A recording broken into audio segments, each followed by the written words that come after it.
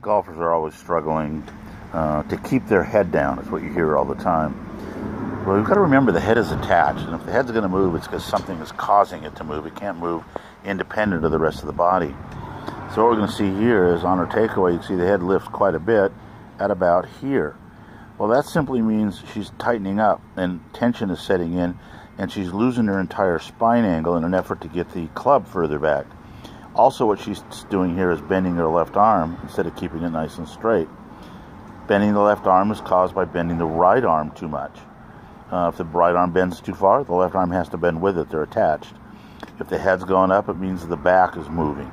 And you can see that the spine angle she's creating here is not the same spine angle she creates here.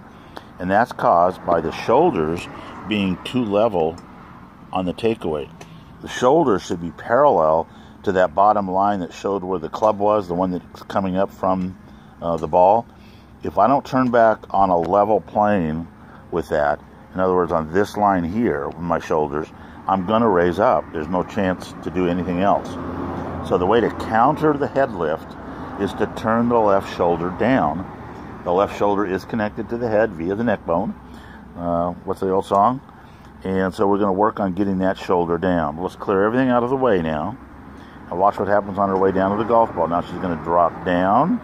You see her head related to the trees behind her. But she actually makes contact right there. Ball starts to leave a little bit, pushing it a little off to the right. But she's going to have a lot better consistency if she can keep that head and the spine angle at the same place during the whole swing.